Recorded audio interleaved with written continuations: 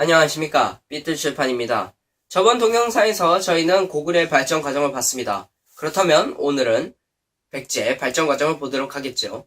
근데 제가 고대 국가를 설명할 때 건국설화를 다 설명했다고 생각했는데 설명을 안 했기 때문에 백제의 건국설화를 시작으로 오늘 강의를 해보도록 하겠습니다. 자, 건국설화 먼저입니다. 그래서 고구려가 있었죠. 고구려가 있었는데 고구려에서 두 아들이 빠져나옵니다. 두 주몽의 아들이 빠져나오죠. 그게 바로 온조와 비류입니다.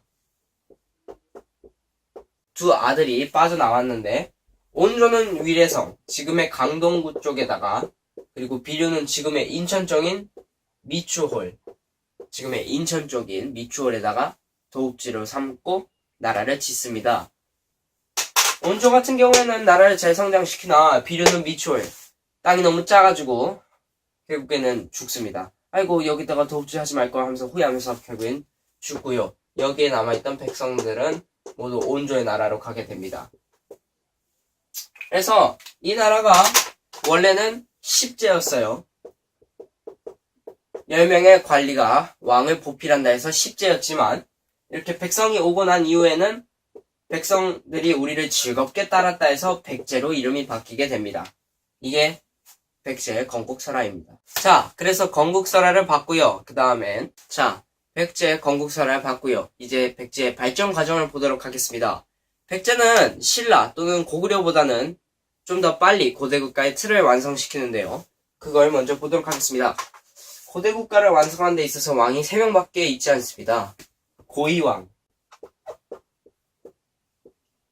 근초고왕, 침류왕, 이렇게 3왕밖에 필요가 하지 않아요. 그리고 아주 간략하게 말하자면 고이왕은 율령반포하고요, 영토확장합니다. 왕권 강화하고요, 근초고왕이. 그리고 이때 불교 수용됩니다. 끝. 이렇게 되거든요. 고이왕 같은 경우에는 율령반포를 했을 뿐더러 좀 다른 제도를 많이 갖췄습니다. 그리고 영토확장을 하는데요. 영토확장은 이제 목지국인데, 목지국이란 나라가 있었는데 백제에 비하면 나부랭이거든요. 결국에는 거기를 쳐내고 한강 유역을 차지합니다. 근초고왕, 왕권을 강화했고요. 외교 관계를 많이 맺었어요. 중국과도 맺고요. 저기 요동 쪽으로 진출하고 아래 외쪽 있죠. 규슈라고 부르는데 지금의 일본 쪽으로도 진출을 하게 됩니다. 그래서 대외 관계를 형성했다고 할게요. 그리고 그 중에 증거가 하나 있다면 칠지도입니다. 그리고 침략 같은 경우에는 정말로 불교 수용. 다른 책 같은 거에 보면 불교 수용밖에 안 적혀 있어요.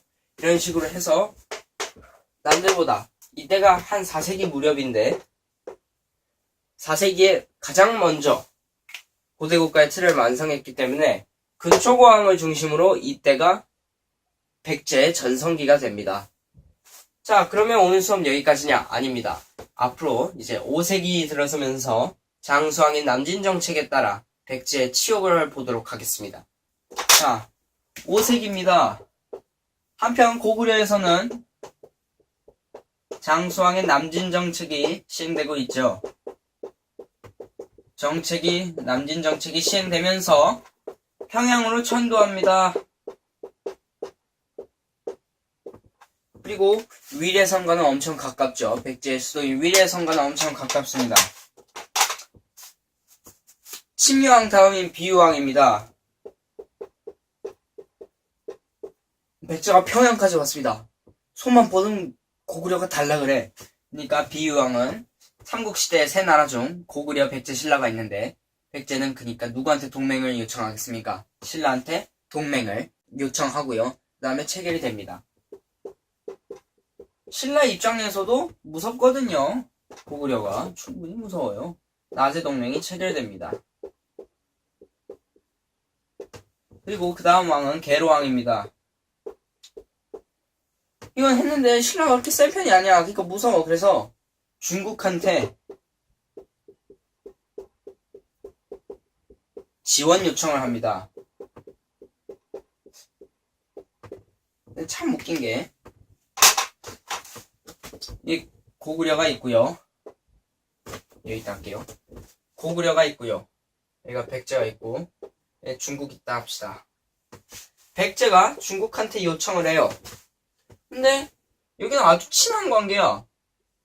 고구려도 원래 지들 땅 보면 막 만주벌판 막 다 휩쓸었잖아요. 황개토대왕이. 그니까 바로 걔네도 손만 뻗으면 중국이야.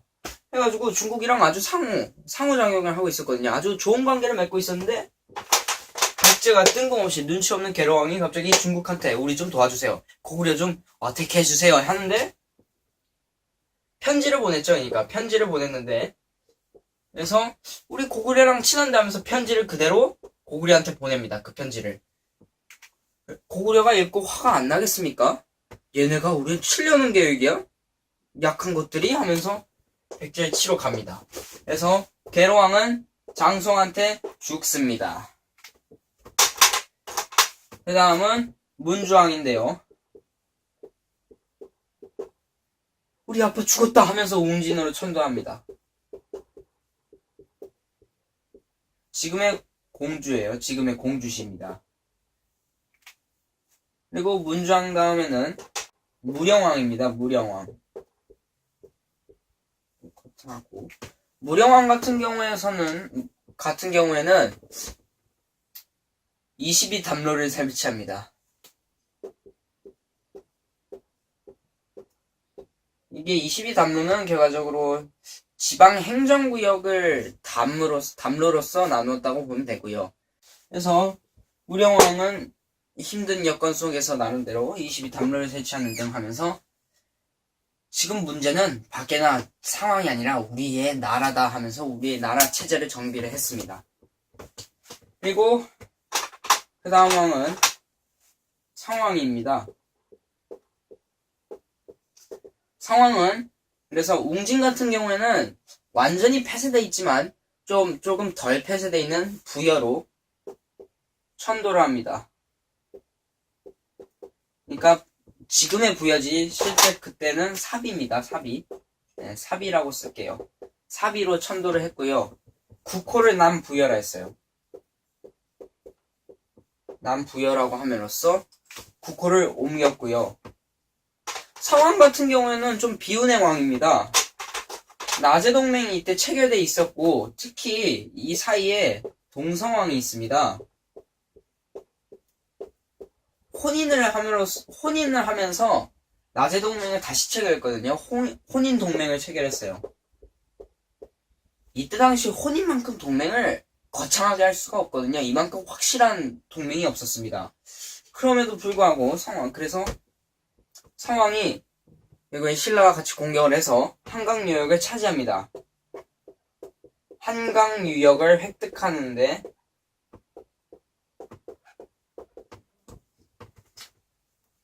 다시 그때 당시에 진흥왕이었거든요. 신라의 진흥왕.